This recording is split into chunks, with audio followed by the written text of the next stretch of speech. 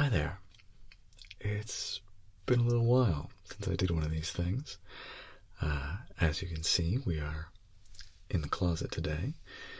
I am attempting to sort of get the sound more isolated to up the ASMR potential. I don't know if I would go so far as to say this is more professional, as he sits in front of a spate of unironed shirts, but hopefully you'll bear with me. So, a little bit of housekeeping. One of the reasons I started doing ASMR book reviews was to get myself back into the habit of reading. Now, I have always read a lot, but especially in the last few years, as I've become a parent, as I've been doing a lot more audio work, as my attention span has dwindled thanks to social media, I found that I was reading less. So in my mind, the way to improve that was to gamify the reading, as it were. So every time I read a book, I'll do an ASMR book review. That hasn't quite worked out. So the con is I have not done a book review in months. The pro is I have not stopped reading. Consequently, I have many, many books that I have yet to do reviews on. So my initial plan many, many months ago was to read the entirety of the Black Company books. And I read most of them. So let's see here. Let's see if I've got all of them here. I think I do. Okay. So I started off with the original Black Company by Glenn Cook. Great book. One of my favorites. Moved on to... where's the next one? Not that one. Not that one. Wait. Yes, it was this one. Moved on to Shadows Linger, also very good. And then the original trilogy concludes with The White Rose. I also read that one. For this go-around, I did not read The Silver Spike, which kind of ties up a lot of threads in the original trilogy. Instead, what I did is I moved forward to the next sort of series within the series, which are known as the Book of the South. So that starts with Shadow Games, which I read, and Dreams of Steel. Does that have a nice ASMR sound to it?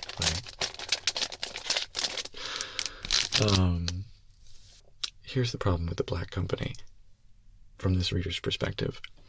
The first 3 or 4 books are so good. I love them. And then what happens is we get to Shadow Games, and they move to the South in search of the origins of the Black Company. It was in the universe of the books, the Black Company began thousands of miles to the south than where they end up at the end of, or at the beginning of the original trilogy. And once the Black Company ends, they're supposed to bring their standards back to where it all began. So Croker, the series protagonist, now leading the Black Company, decides to take them back down south, and then hijinks ensue. And by hijinks, I mean death, destruction, famine, all of the horrible things.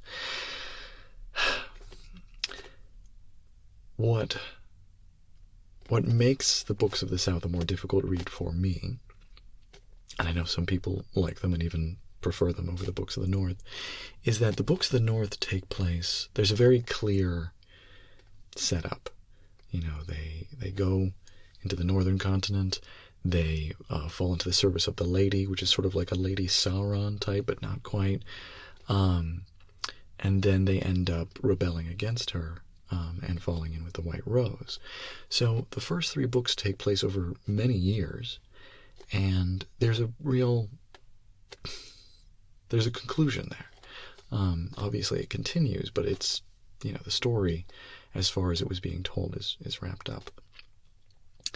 But then we get to the South, and things it gets much more into, I believe Glenn Cook is a veteran, I could be wrong, but it gets much more into the whole, there's sieges, and there's more politicizing, or not so much politicizing, but there's a lot of political games the Black Company has to play, and then what happens is, after Croker is kidnapped at the end of the first book here, then the lady becomes the narrator for the second book, and then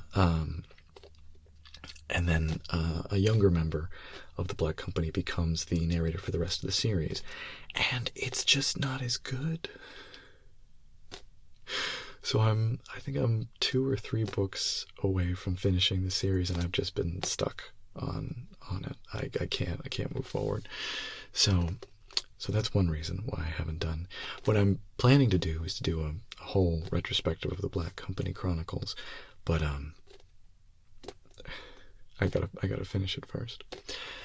So then, after I not gave up, once I put this series in hiatus, then I moved on to Annihilation. Some of you may remember Annihilation from the Natalie Portman film that came out several years ago. One of my favorite sci-fi films of the last few years, and I was told the books are a little different from the movie, and they are, or at least this one is. It's a short read, but it's the paranoia in this is strong. Like, I was finding myself having like an anxiety attack while reading this. It's very good. So then I thought, oh, well, maybe I'll do a book review on Annihilation. And then I realized, I wasn't sure what I had to say about it other than, this book freaky, make me feel freaky. It's very open-ended. So then, while all of this has been going on, I've also been making my way through Iain Banks' Culture series. Now, I did do a review of the first book in the series, Consider Phlebas, and I've been reading the others ever since. So Banks' series on his alien, it's not so much a race as a confederation of races, known as the Culture, is called the Culture series. And when you read lists of books that make up the series, you will see the state of the art. This is not actually a book in the series. It's actually a collection of short stories, two of which actually take place in the Culture universe. So, do we really count this one? I don't know. Then I read The Player of Games, which I have a lot to say, but it's been several months since I actually read this. So, do I do a book review on this by itself, or do I do one where I just talk about the Culture in general? Up for debate. Then I read Use of Weapons. This one took me forever because I wasn't super fond of it. By the time I got to the end, I felt differently. But this one really takes its time getting where it's going. And this finally leads us to the book that we'll be talking about today, which is Excession.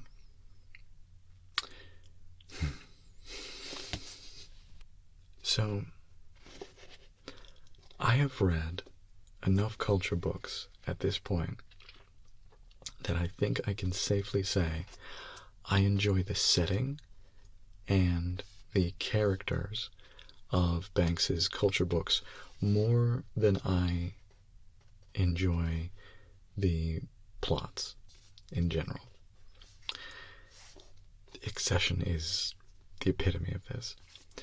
So I'm going to spoil. I know in previous reviews I've waffled on whether or not I want to spoil the book. I'm going to spoil this book. So if you have any interest in reading the Culture books and don't want me to ruin the endings for you or talk about major plot points, I would say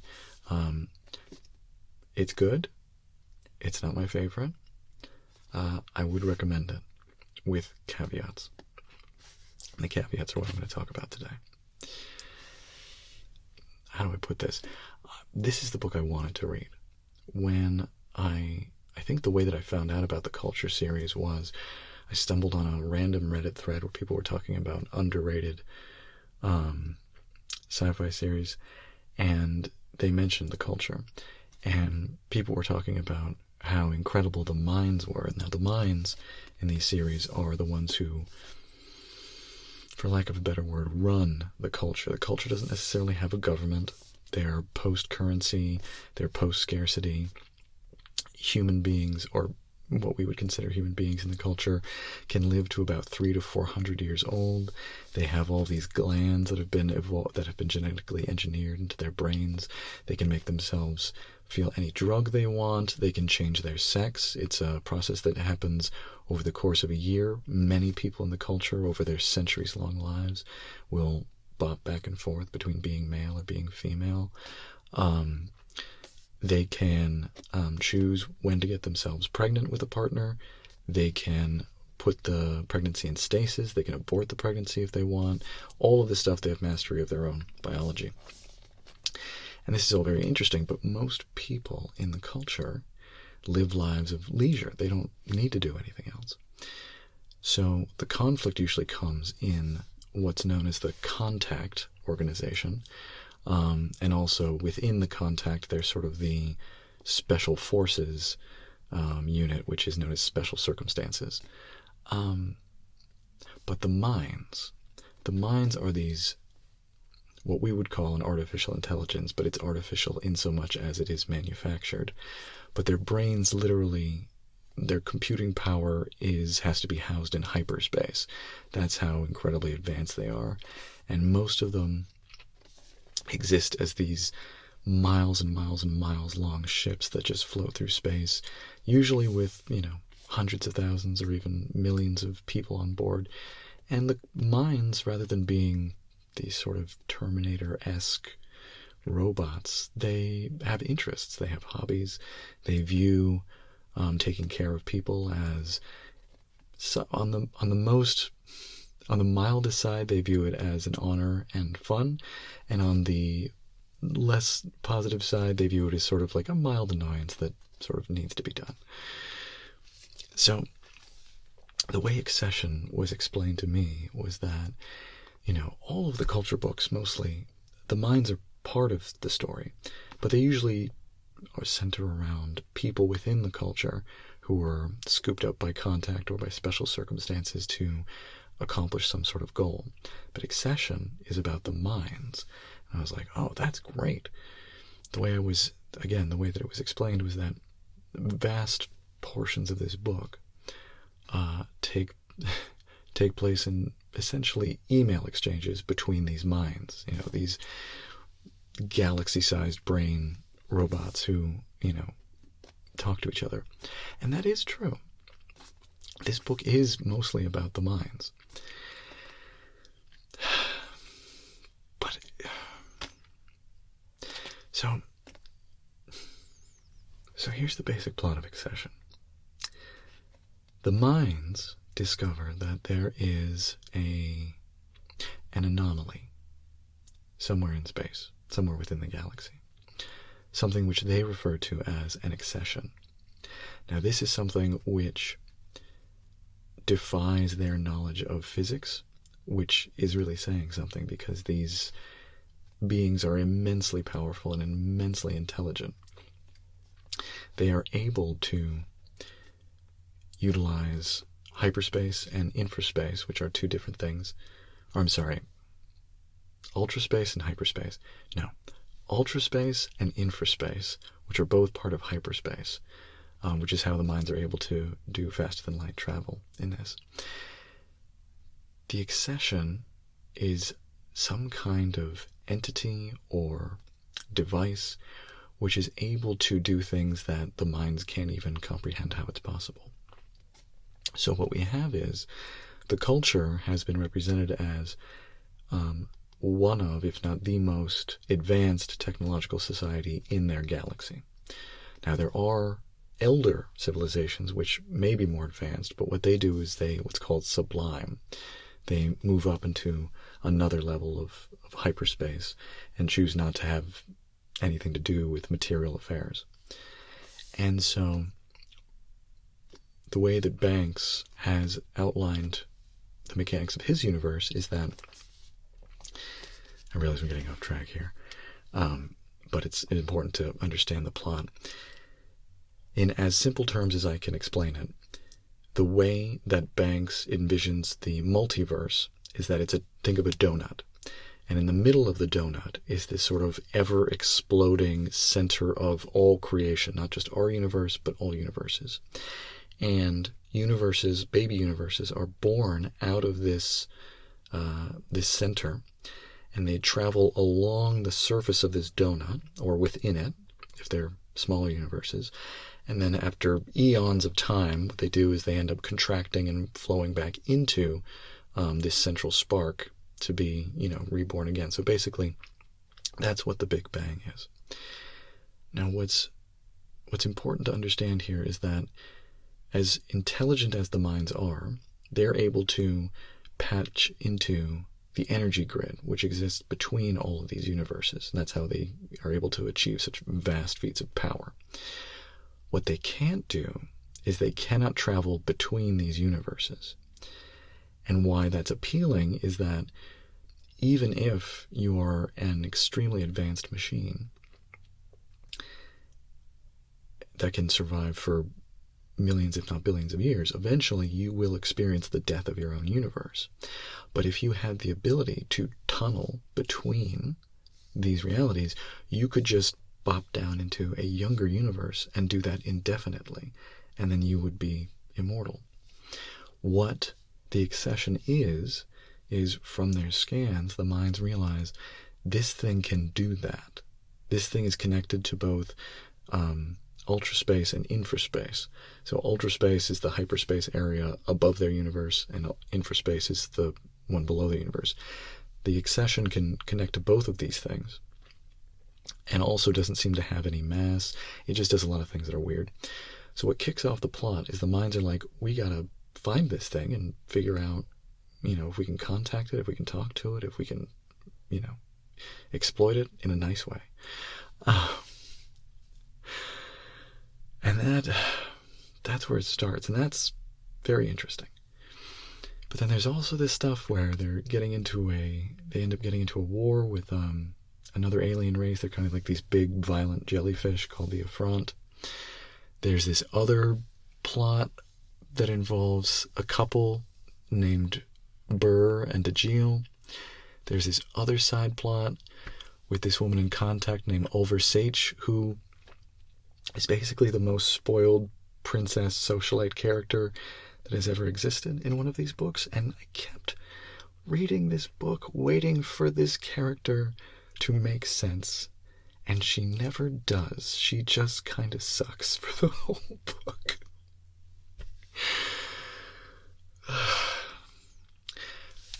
So within this book, there is the story of DeGille and Burr. And when you find out, and again, I'm going to spoil all of this, when you find out what's going on with them, it is interesting. What happened was Burr was this playboy who just wanted to sleep with every single woman that he ever met, and DeGille was someone who thought he was silly and not a serious person. And all Burr wants to do is be with DeGille.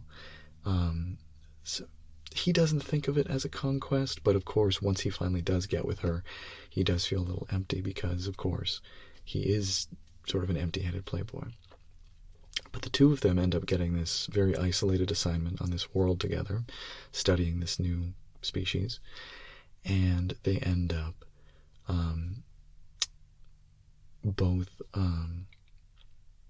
I'm trying to explain this delicately. They both end up getting pregnant from each other because, again, they're able to change genders. When they get visitors from another group of people from the culture, Burr ends up sleeping with one of them, and this just emotionally wrecks DeGille. And she does something incredibly violent to Burr. and their child, and their unborn child. And it's shocking because in all of the books of the culture, they make it very clear that, violence against other people is very, very frowned on. It happens, but it's not. Most people in the culture have evolved beyond the need to resolve their disputes through violence or, severe violence or bloodshed. But it goes to show how emotionally destroyed Dajil is by this violation. She really loved Burr, is the thing. And Burr thought that he loved Dajil, and so this thing that happens between them, Burr ends up leaving, and Dajil ends up keeping her pregnancy. So she's still pregnant with his child, and she ends up living her life in solitude on one of the mine ships for 40 years. And she stays pregnant for 40 years, not deciding whether or not she wants to end the pregnancy or go through with it, because she's in this state of emotional holding pattern, basically. And so you find out at the end of the story that Burr ends up going on this mission for contact, but it really is it's a shaggy dog story, because he's been sent on this mission as a means to get him back together with Dajil so the two of them can reach closure. Not so much because Dajil wants it or because Burr wants it, but because the mind that takes care of Dajil, known as the Sleeper Service — all the mines, all the ships in the series have very silly names. Sleeper Service is not the silliest one. Sleeper really wants Dajil to go through with his pregnancy. To Sleeper, this is, and they say this explicitly in the book, that they can control everything. They could even use their own powers to induce pregnancy or alter Dajil's brain chemistry to make her think it was her idea to have the pregnancy. But that's not what Sleeper Service wants. Sleeper wants Dajil to make the choice to have the baby. Because part of it is that Sleeper cares about Dajil, but it also, the book shows that the minds get these obsessions. And because as intelligent as they are, they still have to be human enough or have personality enough to care about the physical world rather than just sublime and just become part of hyperspace. So finally, when Burr comes to Sleeper Service, the ship, the ship tells him, like, look, just talk to her. He's like, she doesn't want to talk to me. And this ship is like, no, do it. And they end up talking. And you don't really get any of that. You don't get their conversation. You don't find out what was said. At the end of the book, Dajil does end up having the baby. And on the one hand, I can't fault the book for this, because what kind of conversation would they record that would be, satisfying? Especially because by the end of the book, we know these two people, and we know that Dajil is sad and feels alone and felt betrayed. But there's nothing that Burr can say to change her mind, because Burr, though he did care about Dajil, is a narcissistic person who only really cares about having fun and having sex, and that's it. So all they really can say is that, Burr can probably apologize again and, ask her how she is. But the point is, we go through this whole book, finding out about these two people, and then it kind of just ends with and then Ulver Siege. I don't even know what to say about this character. She is awful. And she has a whole mission for contact as well that goes absolutely nowhere. And then there's the Excession. There's the whole thing that motivates the plot. And what happens there? A bunch of people try to make contact with it. It doesn't go well. It starts to attack, and then it doesn't. And then it disappears, and a couple mine ships end up going with it.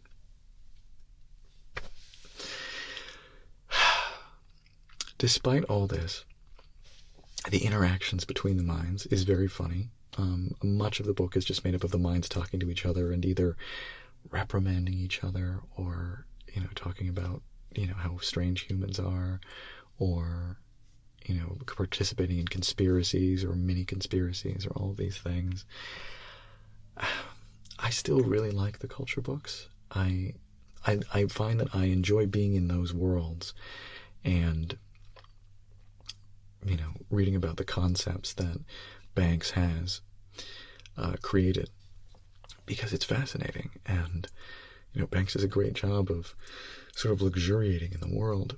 But in terms of, where I rank this in the culture books that I've read, I think this goes in the bottom, like even below Use of Weapons, which, as much of a slog as that book was, at least